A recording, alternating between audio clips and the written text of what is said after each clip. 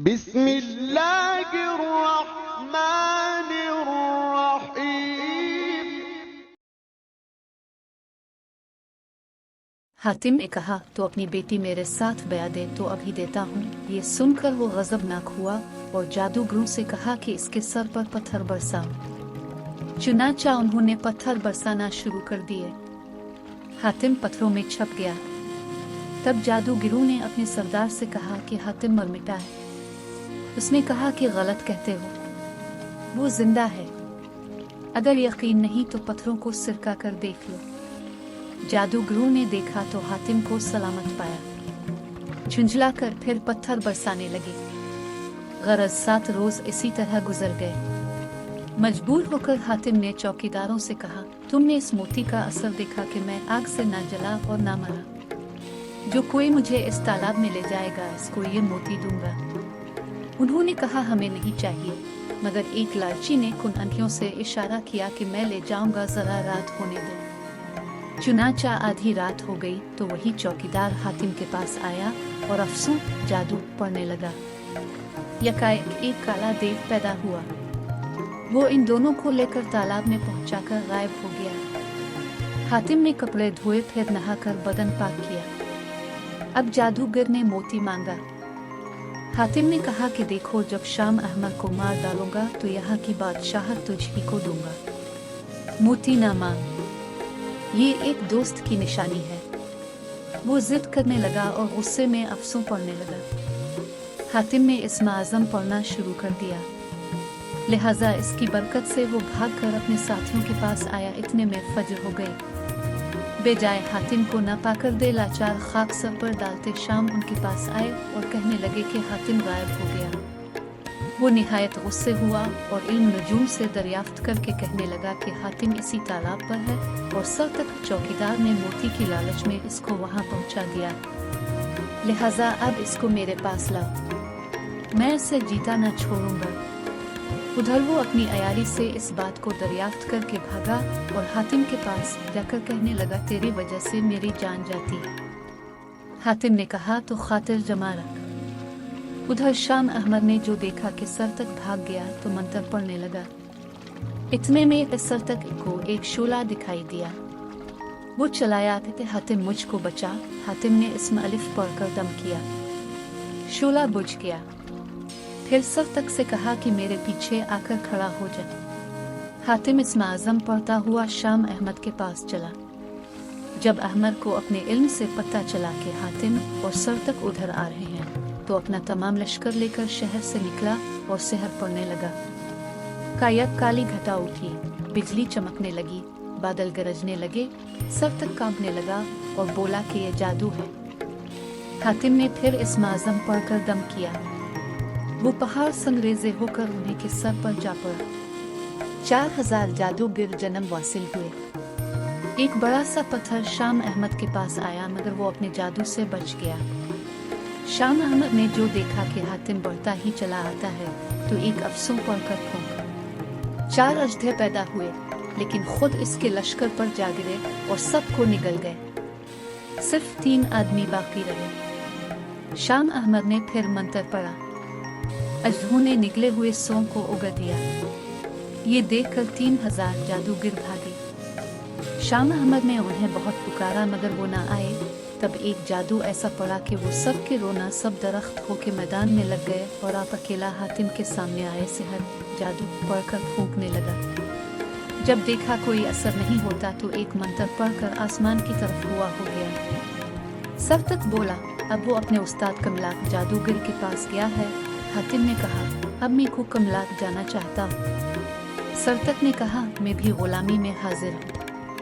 یہ درخت جو نظر آ رہے ہیں شام احمر کے لشکر کے لوگ ہیں، اگر ہو سکے تو ان کو اصلی صورت میں لا کر ساتھ لے چلیے۔ حاتم نے پانی پڑھ کر سر تک کو دیا اور کہا کہ اس پانی کو ان پر چھڑک دو۔ سر تک نے پانی چھڑک دیا اور اللہ کے فضل سے سب اپنی اصل صورت میں واپس آ گئے اور حاتم کے پاؤں پر گر کر کہنے لگے کہ آج سے تیرے غلام ہیں، اب کہاں کا ارادہ ہے؟ حاتم نے کہا کہ مجھے شام احمد سے کام ہے، اگر تماشا دیکھنا ہو تو میرے ساتھ چلو۔ غرض حاتم ان سب کو لے کر کو کملاک کی طرف روانہ ہوا۔ وہ سب اس تالاب پر پہنچے۔ وہ پہلی منزل تھی۔ انہیں خبر نہ تھی کہ احمد بھی اسی راہ سے گزرا ہے اور تالاب پر بھی سحر پڑ گیا ہے۔ سب نے پانی پی لیا۔ پیتے ہی ناف سے خون کا فوارہ جاری ہو گیا۔ قصہ مختصر، تمام رات گزر گئی۔ حاتم پیاسا رہا، ایک قطرہ بھی نہ پیا۔ صبح کو وہ بے مشق کی طرح پھول گئے۔ اتنے میں حاتم کو خیال آیا کہ شاید اسم اعظم کی برکت سے یہ لوگ اچھے ہو جائیں۔ چنانچہ اسم اعظم پڑھ کر ان پر پھونک، سوجن اتر گئی۔ دوسری بار پھر پڑھ کر دم کیا تو ان کی نافوہے سے نیلا پانی جاری ہو گیا۔ غرض تیسری بار اپنی اصلی حالت پر آ گئے اور حاتم کو دعائیں دینے لگے۔ حاتم نے تالاب پر بھی اسم اعظم پڑھ کر پھونک۔ پہلے وہ جوش میں آیا، پھر سرخ ہو کر سبز ہوتے ہی نیلا ہو گیا، پھر کا یکساف ہوا اور اپنی اصلی رنگت پر آ رہا۔ حاتم سمجھ گیا کہ اب جادو کا اثر جا چکا ہے۔ تھوڑا سا پانی پیا اور سب سے کہا پیو اور نہاؤ۔ ادھر شام احمد جو بھاگا تو کملاک کی ڈیوڑی پر آ کر دم لیا۔ کملاک نے حال پوچھا۔ اس نے کہا کہ حاتم نے مجھے ان حالوں کو پہنچایا ہے۔ کملاک نے ایک منتر پڑھ کر اپنے پہاڑ کی طرف پھونک۔ فوراً ایک آگ نمودار ہوئی اور اس پہاڑ کو گھیر لیا۔ حاتم بھی 2-4 روز میں وہاں جا پہنچا۔ آگ دیکھ کر اس نے اسم اعظم کو پڑھ کر پہاڑ کی طرف دم کیا۔ آگ بجھ گئی۔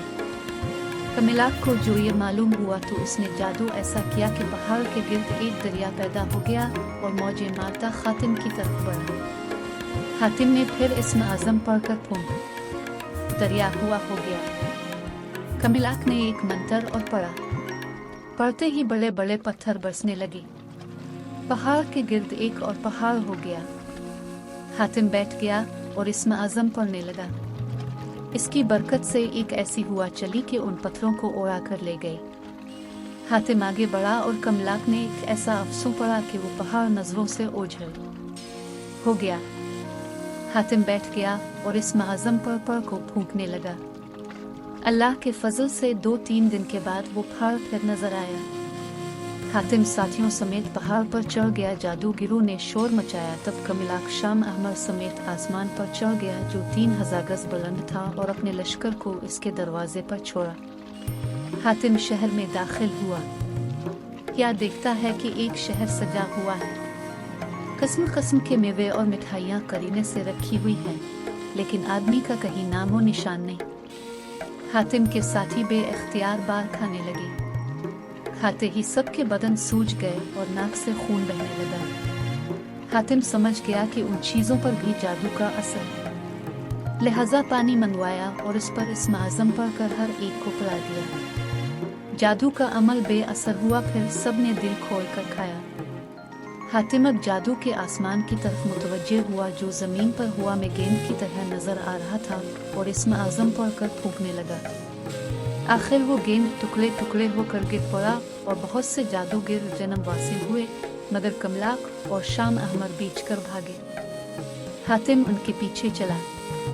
آخر وہ دونوں بھی گھبرا کر پہاڑ سے گرے اور پاش پاش ہو گئے۔ حاتم سجدہ شکر بجا لایا، پھر سر تک کو اس ملک کا بادشاہ بنا کر ملکہ زری پوش کی طرف روانہ ہوا۔ اب جو وہاں پہنچا تو کیا دیکھتا ہے کہ نہ تالاب ہے نہ پانی، مگر وہ درخت کھڑا ہے اور تالاب کی جگہ ایک شیش محل جگمگا رہا ہے۔ حاتم شیش محل میں داخل ہوا اور ملکہ زری پوش کو تمام واقعات بتائے۔ وہ باپ کے مرنے کی خبر سن کر رونے لگی۔ سہیلیوں نے تسلی دی۔ پھر حاتم اور ملکہ زری پوش کی شادی ہو گئی، مگر فوراً حاتم کو منیر شامی سے کیا ہوا اپنا وعدہ یاد آیا، لہذا اس نے شہزادی کو اپنے والد کے پاس یمن بھجوا دیا اور خود شہر خورم کی جانب چل پڑا۔ چند روز بعد ایک شہر میں داخل ہوا۔ وہاں لوگوں سے پوچھا کہ اے صاحبو، وہ کون شخص ہے جو کہا کرتا ہے کہ سچ کہنے والے کے لیے ہمیشہ راحت ہوتی ہے؟ انہوں نے کہا کہ ایک بوڑھے نے یہی بات اپنے دروازے پر لکھ کر لگا دی ہے۔ حاتم نے اس کا پتہ پوچھا۔ وہ بولے کہ یہاں سے 9 کوس پر شہر خورم ہے، وہ وہیں رہتا ہے۔ حاتم اسی طرف روانہ ہوا۔ 3 پہر کے بعد جا پہنچا تو کیا دیکھتا ہے کہ ایک عالی شان عمارت کھڑی ہے और उसके दरवाजे पर जली हरूफ में यही जुमला लिखा हुआ है। हातिम ने दरवाजे पर दस्तक दी। मालिक मकान ने मातम को अंदर बुलवाया। हातिम ने देखा कि एक जवान खुशरू मसनद से तकिया लगाए बैठा है। हातिम ने सलाम किया। वो उठकर बगल गिर हुआ। खाने के बाद साहिब खाना ने पूछा कि किस काम के वास्ते आना हुआ। हातिम ने इसे अपना नाम और आने का सबब बताया। फिर पूछा कि अपने दर दौलत पर ये जुमला किस लिए लगाया है। इसने कहा कि आज आराम कर बताऊंगा। गरज हातिम रात वहां रहा। सुबह को कहने लगा कि इरशाद कीजिए। इसने कहा कि जवान इस शहर खुरम को आबाद हुए 700 बरस हो चुके हैं और मेरी उम्र 800 बरस है। जिस सूरत से मुझे तो अब देखता है इसी शक्ल में इस वक्त भी था। मैं जवारियों में मशहूर था। एक रोज नईत तंग दस्त हुआ। रात हुई तो चोरी को निकला। आधी रात को कमंद डालकर बादशाह की ख्वाबगाह में पहुंच गया। सब सो रहे थे। मैं आगे बढ़ा और बादशाह के किले से गोहर शब चराग उतार कर कमंद के जरिया से बाहर आया। जब जंगल में गया तो क्या देखता हूँ कि एक दरख्त के नीचे बहुत से पूर बैठे हैं और पूरी के माल के हिस्से कर रहे हैं। उन्होंने मुझे देखकर पूछा कि तू कौन है। मैंने बच बच उनसे कह दिया और गोहर शब चराग दिखा दिया। चोरों को लालच सवार हुआ और चाहते थे कि उसे मेरे हाथ से छीन ले कि इतने में एक शख्स गैब से पैदा हुआ और ऐसी हैबतनाक आवाज से ललकारा कि चूर भाग गए। फिर वो मेरे पास आया और कहने लगा तो कौन है। मैंने इससे भी सच सच कह दिया। वो हंसा और कहने लगा कि तूने सच कहा, इसलिए सब माल इस गोहर शब चराग समेत मैंने तुझको बख्शा, लेकिन तू चोरी से तौबा कर। मैंने ये बात मान ली और जुआ खेलने से भी तौबा की। फिर उसने कहा अगर जुआ ना खेलेगा और चोरी ना करेगा तो तेरी उम्र 900 बरस की होगी। ये कहकर चला गया। मैं इस मालो मता के पुख्तरे को बांध कर अपने घर ले आया और आलीशान इमारत बनवाई। महल्ले वाले दुश्मन हो गए। कोतवाल से शिकायत की कि कल तक ये कौड़ी कौड़ी को मोहताज था, आज इस कदर जर नकद कहाँ से हाथ लगा जो इतना बड़ा महल बनाया। कोतवाल ने मुझे बुलवाया। मैंने इसके सामने भी सच बोला। मुझे बादशाह के पास ले गया। मैं इसके रूबरू भी जो बात सच थी कह दी। जान की कुछ परवाह न की। ये सुनकर बादशाह बहुत खुश हुआ। कहने लगा कि इसके बच्चेपन पर मैंने ये माल इसको दिया और उसका गुनाह भी बख्शा। बादशाह ने अपने खजाने से भी इतना कुछ दिया कि मैं माला माल हो गया। अगरचे मैंने बहुत खर्च किया, फिर भी मेरे पास बहुत कुछ है। इसी दिन अपने दरवाजे पर लिख कर लगा दिया कि सच कहने वाले के लिए हमेशा राहत है। हातिम कई दिन इसका मेहमान रहा। फिर रुखसत हुआ और शाह आबाद का रास्ता लिया। वहाँ हसन बानो से मिला और तमाम वाक़यात सुनाए। फिर सराय में मुनीर शामी के पास पहुँचा। उसे भी तमाम बातें सुनाई। रात को आराम किया। सुबह को हसन बानो के पास आया। हसन बानो ने कहा कि ए हातिम, सुनने में यूं आया है कि एक पहाड़ से आवाज आती है, इसी वास्ते इसका नाम को निदा रखा है।